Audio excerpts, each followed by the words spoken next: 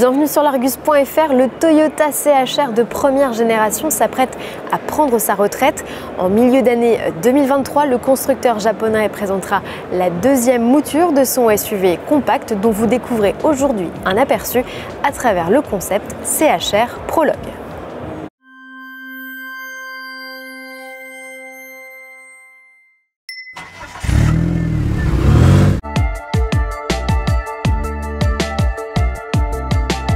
Le CHR tel qu'on le connaît aujourd'hui a été lancé en 2016 et restylé en 2020. Cette deuxième génération, ici préfigurée par ce concept, adopte un design totalement nouveau avec ce que Toyota caractérise de hammerhead, c'est-à-dire des lignes très tendues avec des arêtes, des angles et cette nouvelle signature lumineuse en forme de C avec des feux très fins et ici rehaussés de phares 3D qui font un petit peu comme des joyaux.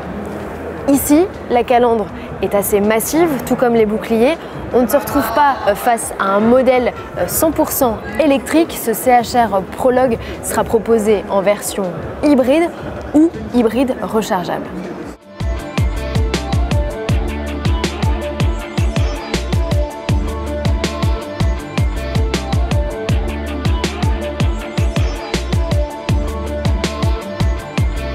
Le design de ce CHR se veut plus audacieux, plus sportif.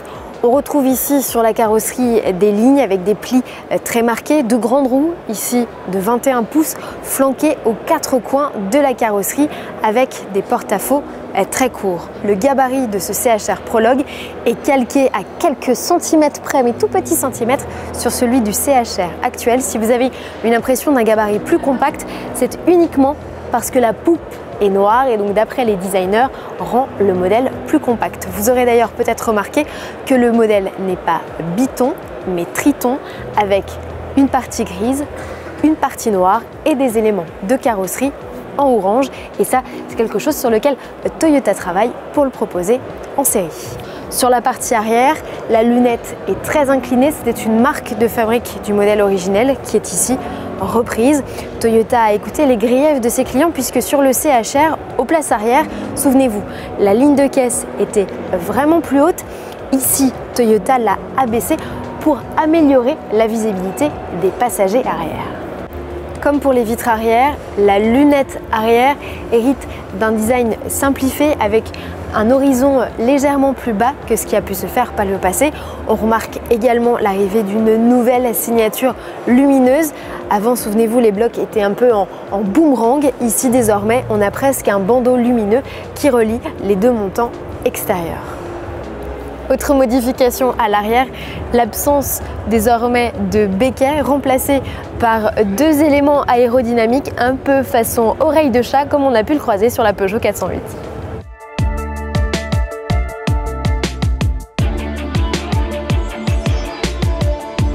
Le Toyota CHR n'est encore qu'un concept. Pour preuve, il n'y a pas d'intérieur, il y a juste l'emplacement de quelques éléments, la tablette multimédia qui reprend celle de la Toyota Prius, donc une diagonale de 12,3 pouces. On retrouve également l'emplacement du volant et des compteurs numériques qui devraient être disposés sur une dalle de 7 pouces. Et ça, c'est une architecture qui est commune avec un véhicule dans la gamme, le BZ4X, qui arrivera en fin d'année 2023. Ou plus récemment que l'on a croisé dans le Lexus RZ. Voilà, donc c'est un peu le high cockpit si l'on veut à la Toyota. Pour l'avoir essayé dans la Prius, il faudra bien régler son volant pour pouvoir correctement visualiser l'intégralité des compteurs. Et sinon, comme vous pouvez le voir, eh bien, le Toyota CHR reste un véhicule 5 places.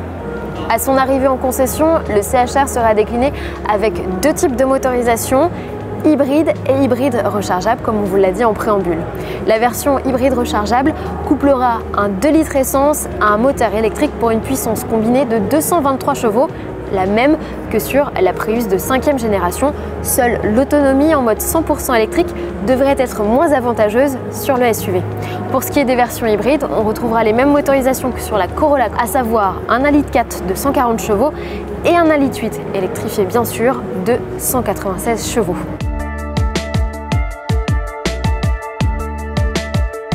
Le Toyota CHR sera présenté d'ici la mi-2023. Son carnet de commandes ouvrira en fin d'année, il sera produit en Turquie, en Europe, et la version hybride rechargeable profitera de batteries fabriquées en Europe également. Le véhicule rejoindra lui les concessions en 2024. Voilà, cette vidéo touche maintenant à sa fin. Si vous l'avez aimée, n'hésitez pas à la liker et à vous abonner bien sûr à notre chaîne YouTube L'Argus ou à nos différents comptes sur les réseaux sociaux.